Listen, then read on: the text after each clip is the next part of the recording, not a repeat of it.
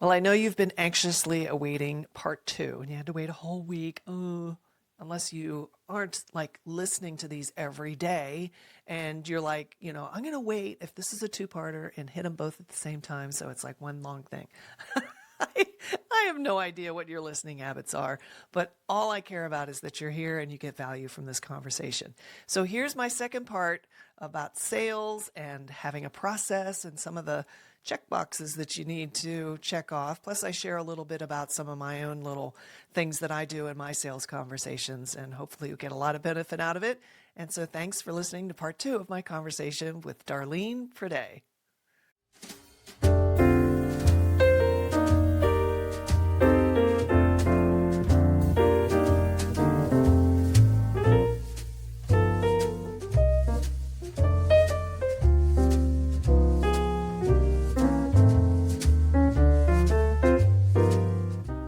Welcome to My Solopreneur Life. I'm Terry Pappy, your gracious host, and I am so glad you're here. I have a wonderful episode for you. Sit back, relax, and let's have some real talk about what it is to be a solopreneur.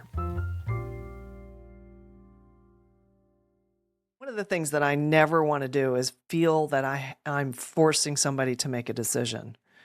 And that's why I'm probably more like passive about coming out and saying, would you like to buy today kind of thing, or whatever the request is for them to come to that decision.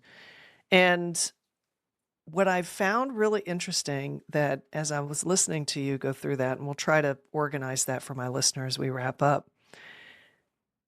Two things that I do. One, let's hope I can remember both of them.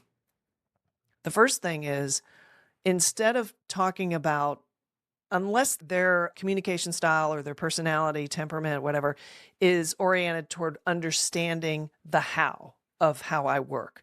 And I can usually detect those people pretty quickly because of the way they ask questions.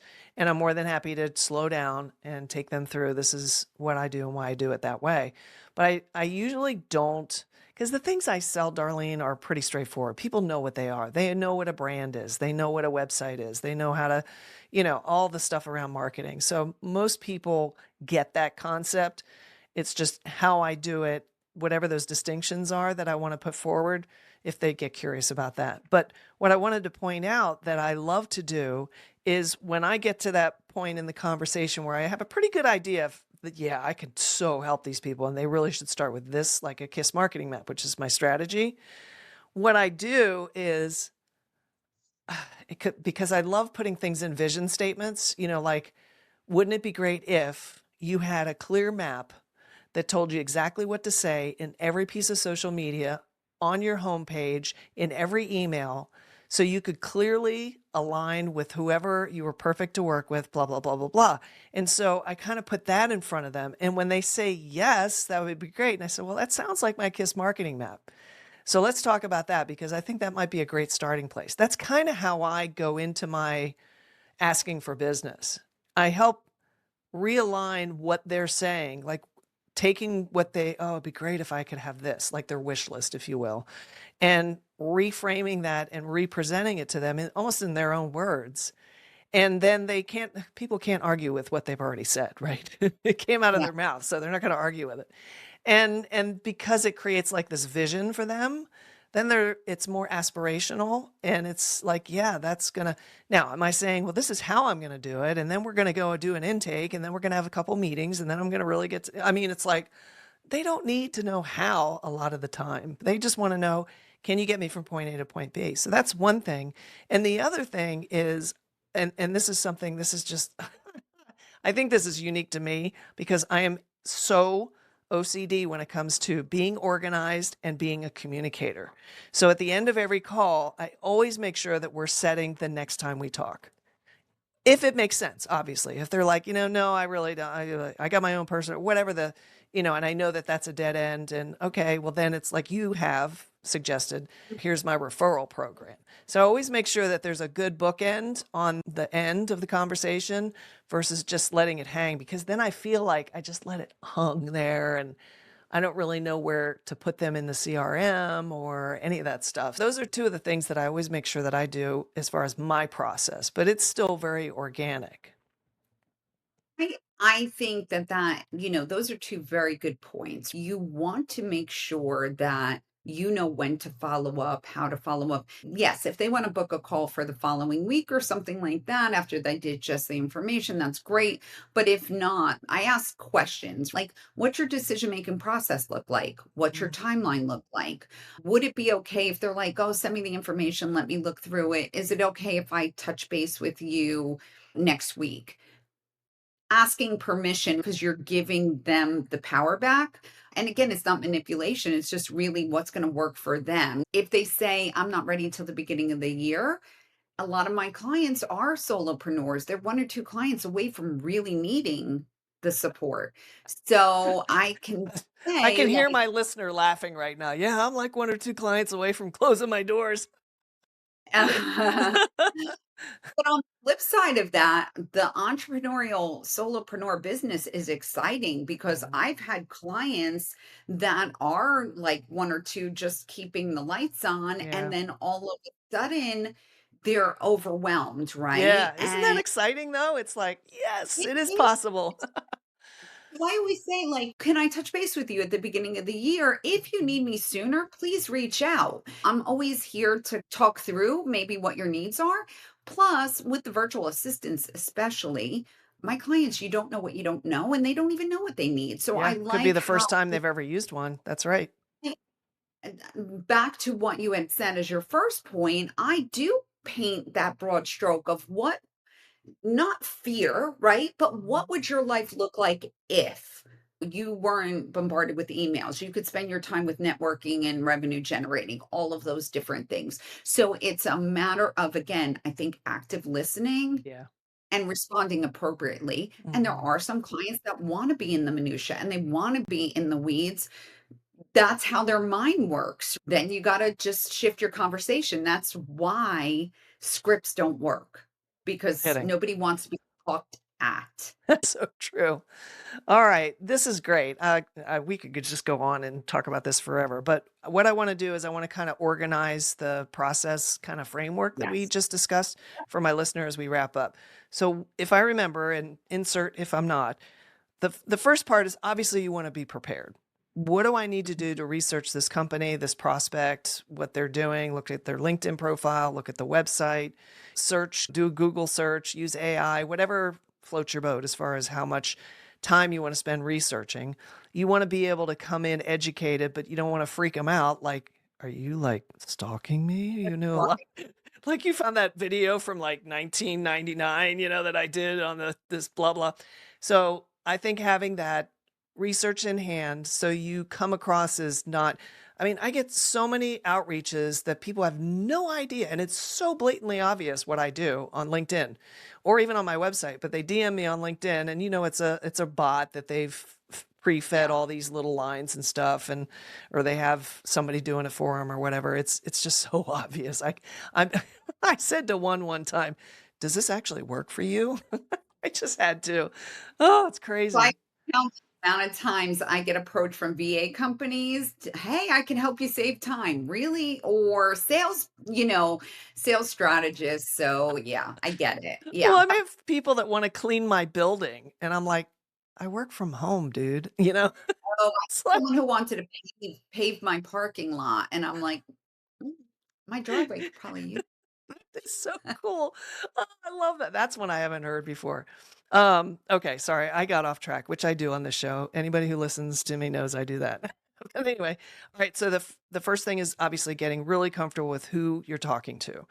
Second thing is have some talking points, I remember you saying, right? Just in case you kinda, I guess, hit a lull or get a little maybe, "Did I ask about this?" or whatever, and not talking Especially if points. it's really ingrained, and unless you can say it in your sleep, like, you really wanna have just even those highlights to make sure you're not missing important information. Yeah, and if you can somehow connect it, I would imagine, somehow connect it to the value that you provide or the result you provide that benefits that person. It's almost a way of kind of like pre-qualifying them in a way if you do it well. And a lot of this now, I want to add this as kind of part of the process. As you're doing these calls using your process, evolve it. So if you start seeing a pattern of questions people ask or things they're saying that maybe stump you or like you don't feel you answer it quite appropriately, adjust your process as you're going. And so that constant feedback of doing actual calls is really going to help you learn. That's what's helped me is just if Business environment yeah, business environments change all the time. So Mhm. again, now people are bringing up AI and different things like that where, a couple of years ago they didn't. So, you can't you do have to evolve and keep changing. Your core is going to be your core, but making sure you're hitting those points that people are needing to understand. And then I remember, and I'm probably doing these out of order, not that there should be an order, but yeah, have to have some sort of CRM. I used to pay a lot of money every month for CRM, and I'm like, why am I doing this? I can just use my Google Workspace. So I just use my address book, and because my volume of client opportunities is not very high, and that's by design. Because when I work with a client, I work with them over the long haul. It's not just, oh, I come in and build something or design something or write something, and then they go home and they go off in their merry way. I have one client I've worked with steadily for like 8 years, and Yeah. I have another one that I've been working with for a year, and we talk every day. So my Yeah. type of client is a lot deeper of a relationship, so I don't have this high volume. So I'm like, I don't need this fancy CRM and a pipeline and all this stuff.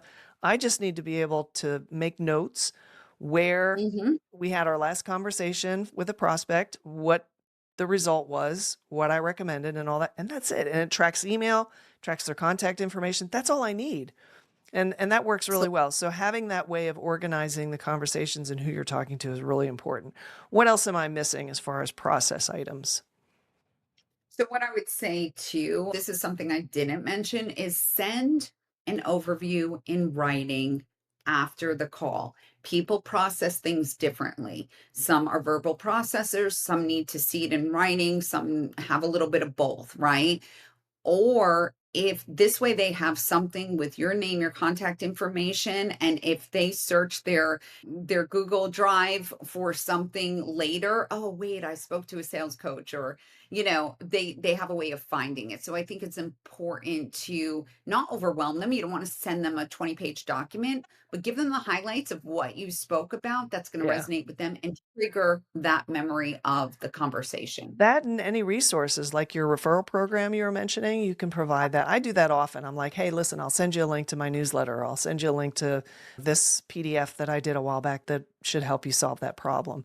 And that's helpful. And Yes. then if you're using like Fathom or Zoom recording during the meeting, they do obviously AI summaries and transcripts, so you can easily generate a summary and edit it down to provide that Mhm. for that person. So it doesn't need to be like, oh God, I gotta follow up with this big long email now.